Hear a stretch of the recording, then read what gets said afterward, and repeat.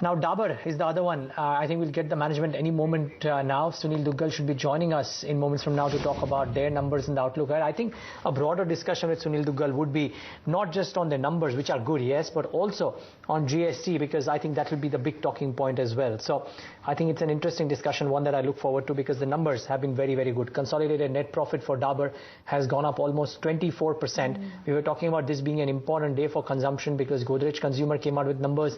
Dabur has come out with numbers. Nestle comes out with numbers ahead as well. So these are crucial numbers.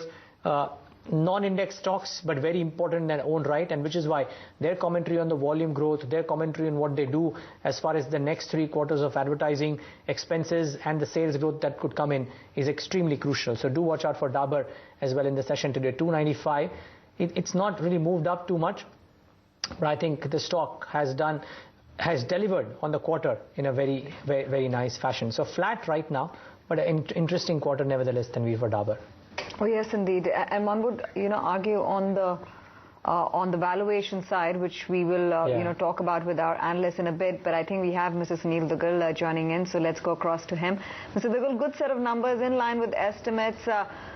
Give us your highlights of the quarter. What stood out for you, particularly in terms of maintaining your margins this quarter around?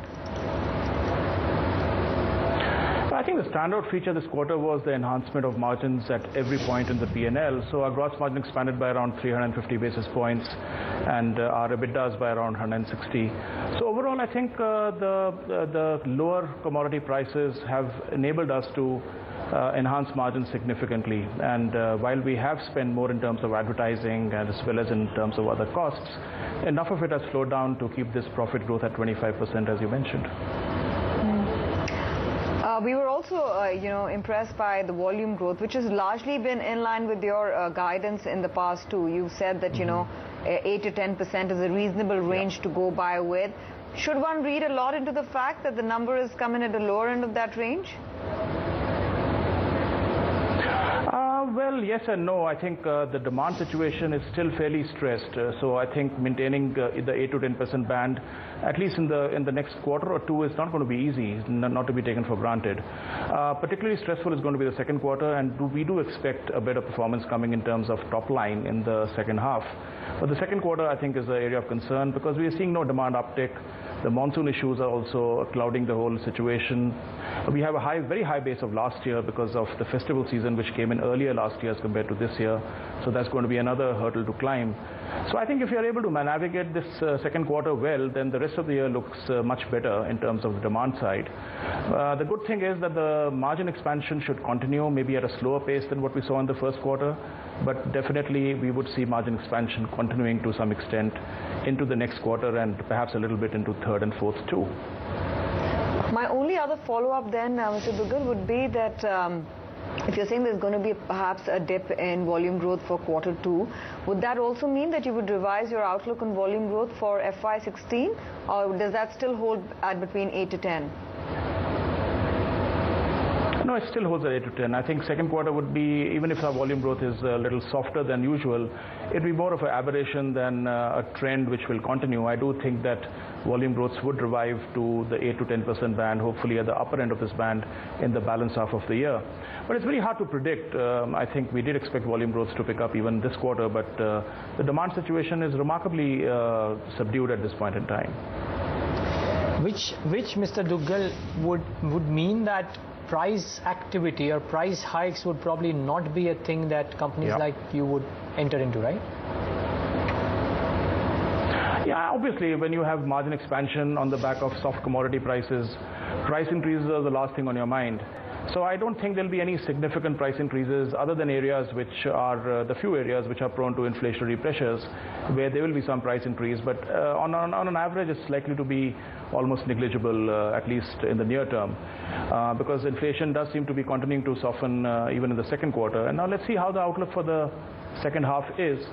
But the growths are going to be largely on the back of volume, and which obviously puts a lot more pressure on the top line. Now, so we've established that margins will be okay. We've established that the volume growth will be in the range that you've spoken about. What about individual categories? I mean, give us a breakup of how the domestic and the international businesses are looking right now. You've briefly spoken about the domestic business. What about the international business? Yes. International had a reasonable, not a very good quarter as far as Q1 was concerned. The growths were around 9.5%. I think they'll continue to remain subdued in the second quarter and then perk up substantially on the back of a lower base in the second half. So I do expect double-digit growth in terms of the total top-line delivery in the international business for the full year. Hopefully more towards the mid-teens, but definitely in the 12-13% range. That should happen. So I think this quarter has been a bit of aberration. 9.2% growth in terms of international top line is on the back of several headwinds which perhaps will not occur in the latter part of the year. Namaste recovers in FY16 itself, because almost every single report that I read speaks about this. Yeah, I think Namaste is well on the back to recovery. North American business has rebounded very smartly. The African business would have done much better had the currencies not tanked the way they have, particularly the South African rand and the Nigerian naira. So we do ship from USA, we do ship in dollar denomination, and in translation we do lose out a lot. So the answer to that is to localize manufacturing, and I think that also will happen in the second half, starting from Q3. So you would see better margin delivery happening from the African continent for the Namaste products, as well as a stronger top line. So the African overhang should be again behind us by around October or November or so. But till that time, I think the North American business has to really take the whole performance forward. Namaste has grown by around 8%, which is not a bad set of numbers considering that the last few quarters were much lower than that. And we can look forward to a better delivery in the quarters to come. Now, my other question is, Mr. Duggal, that commodities are on your side. So because of the fact that you have that cushion of margin, would you utilize these next 2, 3, 4 quarters to actually augment certain other areas? Because I keep on reading about Dabur looking to expand its rural reach quite significantly from 44,000 to 60,000 villages, as the case may be. I keep on reading about the fact that Dabur is looking to innovate a lot, is intend to invest maybe 50-60 crores behind every product of innovation for the next 3 or 4 quarters as well. What are these steps that you're taking? Yes. I think we'll have to recalibrate the business almost every quarter, depending upon the environment, situation, the competitive context, etc. But one thing is for sure, irrespective of the margin situation, our infrastructure building in terms of distribution will continue, because that's a long-term proposition, and you just can't go up and down along with the ebbs and flows of demand. But how we will spend money in terms of new products, in terms of ATL, in terms of trade loads, etc., will depend upon the situation.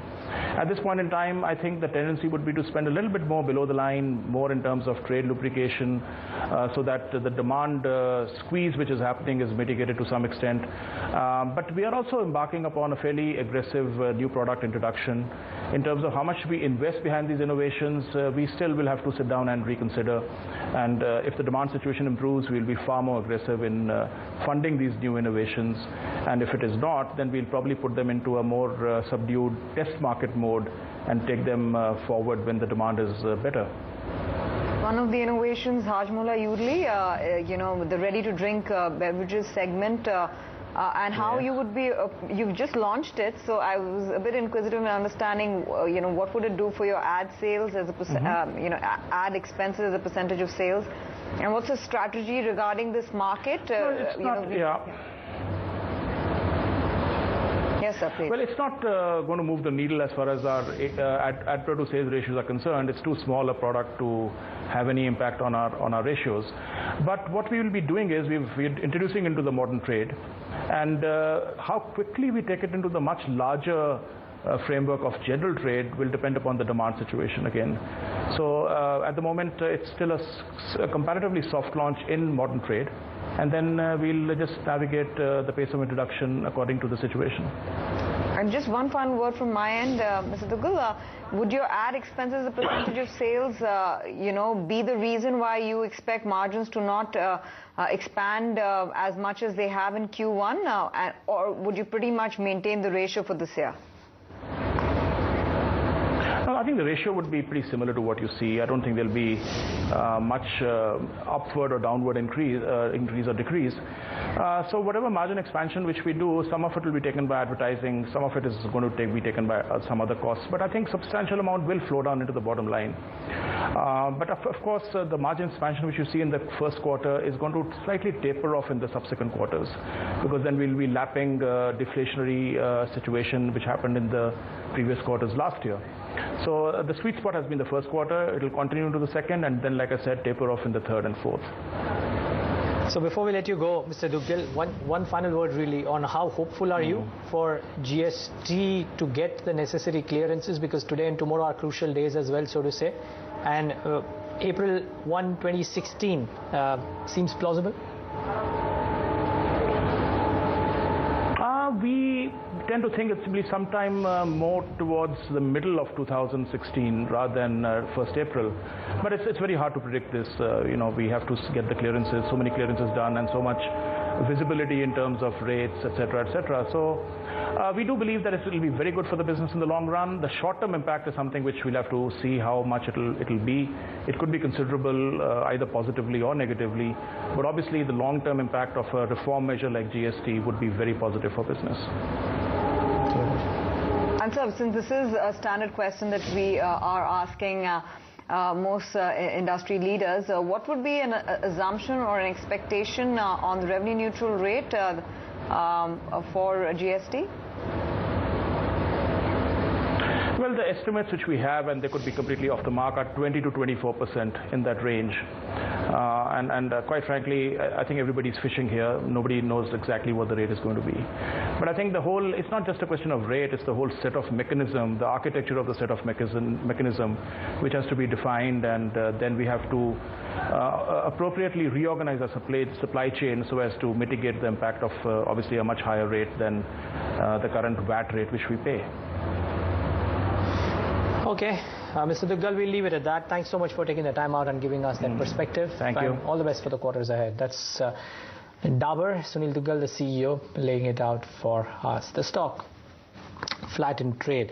I think we can take a break. On the other side of the break, Dipan Mehta, who's joined us, will be joining us with the fundamental perspective. We'll also get an F&O perspective since the market, the expiry, of course.